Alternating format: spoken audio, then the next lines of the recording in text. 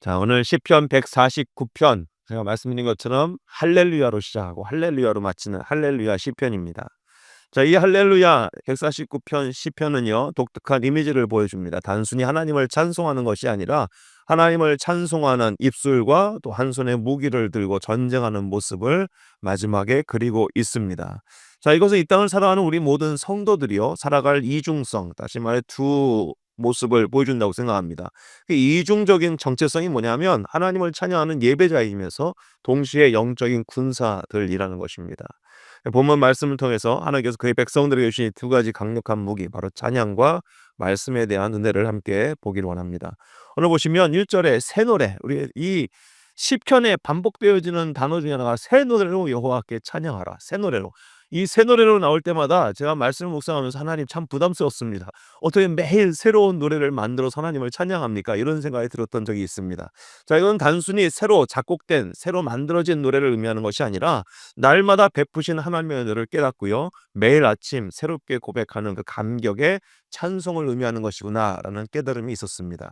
자, 어제의 은혜로 사는 것이 아니라 오늘을 살아갈 때 오늘 주시는 새로운 은혜로 살아가며, 아, 그렇구나 깨닫게 되면 그 입술에서 나오는 노래가요, 새로운 노래가 되지 않을까 싶다는 겁니다. 새로운 의미가 부여되고 또 새로운 뜻이 그 안에 담게 되면 부르는 찬양이 새로운 찬양이 될 수 있다는 것입니다. 우리의 삶 가운데 어제 받은 은혜로 오늘을 살려고 하는 미련함이 있지 않은지 잘 생각해 봅시다. 광야에서 살아가는 주의 백성들이 어제 거두었던 만나로 살 수 없던 것처럼 매일 주시는 새로운 하나님의 은혜가 있다는 것입니다. 깨닫게 하신 하나님의 은혜가 있으면 같은 노래라도 다른 의미로 새로운 찬양으로 부를 수 있는 것을 발견하게 되면서 우리의 입술 가운데 날마다 새 노래로, 주님 주시는 새로운 은혜로 그날그날을 살아갈 수 있는 감격의 신앙인들 될 수 있기를 소망합니다. 오늘 하나님께서 우리가 찬양해야 될 이유를 이렇게 말씀하십니다. 4절에 여호와께서는 자기 백성을 기뻐하시며 겸손한 자를 구원으로 아름답게 하심이로다. 이 말씀을 생각하면 입술 가운데 찬양이 떠나기가 참 쉽지 않죠. 세상은요, 강하고 화려한 자를 더 기뻐합니다. 힘 있는 자, 가진 자를 더 우대합니다. 근데 하나님께서는요, 자기 백성을 기뻐하실 때 겸손한 자를 기뻐하시고 그를 구원으로 아름답게 하신다는 겁니다.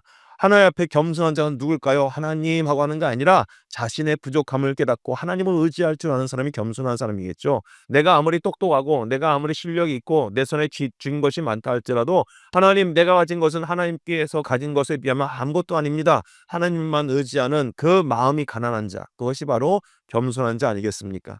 이처럼 하나님만을 의지하는 자를 하나님 기뻐하시고 그에게 구원의 옷을 입혀 아름답게 하신다는 겁니다.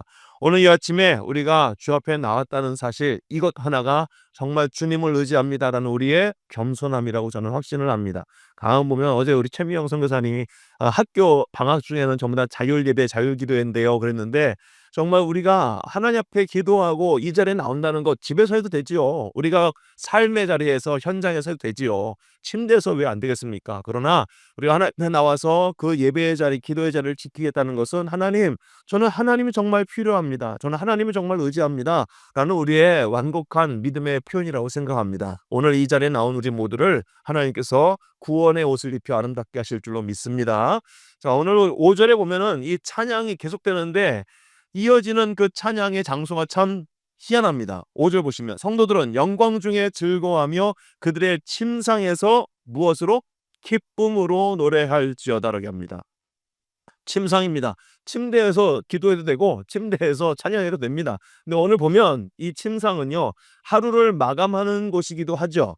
자, 가장 개인적인 장소라는 것입니다. 침대에 딱 눕는 그 순간, 때로는 그 자리가 안식의 자리이기도 하지만 아파서 누워 있을 수 있는 자리도 되기도 하고요. 때로는 그 자리가 내일을 기대하는 침대 자리이기도 하겠지만 내일의 염려 때문에, 풀리지 않은 문제 때문에 밤잠을 이루기 어려운 자리일 수도 있다는 겁니다. 우리의 삶 가운데 침대는 어떤 곳입니까? 그 침대에 여러 복합적인 감정이 머무는 곳이 침상이라는 것입니다. 자, 그런데 그 침상에서 뭐예요? 기쁨으로 노래할지어다. 내가 하루 종일 즐거운 일이 마음속에 넘쳐서 누운데 아우 너무 좋다, 하나님 찬양합니다, 감사할 수 있겠죠. 그러나 그날 아직 매듭짓지 못한 문제 때문에 마음이 눌려 있을 때에도 그 침상에서 기쁨으로 하나님을 노래하며, 하나님, 오늘의 일은 오늘의 일로 걱정 끝. 내일의 일은 하나님께 맡깁니다 하고 그 침상에서 찬양하고 기뻐하는 그 성도의 찬양을 하나님께서 받으신다는 것입니다.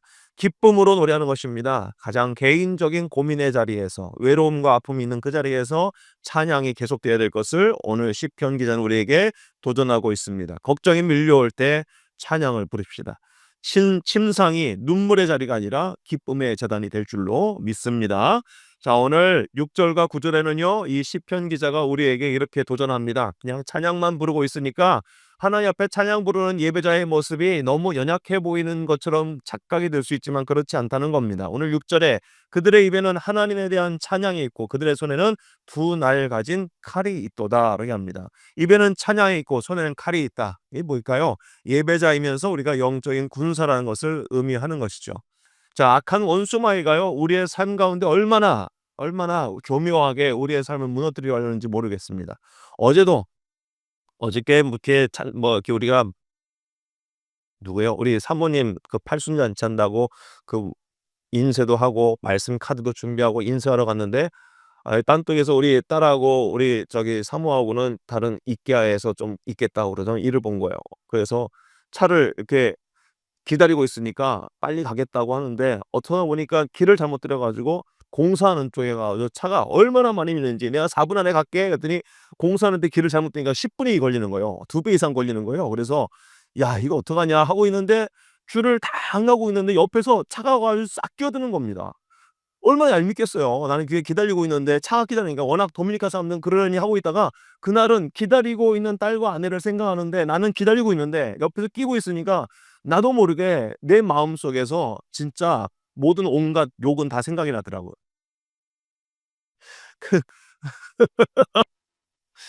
그 그 순간에 제가 아침에 묵상했던 말씀이 생각났습니다. 여기 동시에 욕이 가득 차올라오는 입술에 나오기 전에 아침에 묵상했던 말씀이 할렐루야가 생각나더라고요. 그래서 같이 핸드폰을 켜고 말씀을 읽었습니다. 읽고 있는 그 순간에 제 마음속에 하나님의 위대하심이 채워지는 걸 느꼈어요. 야, 대단하다.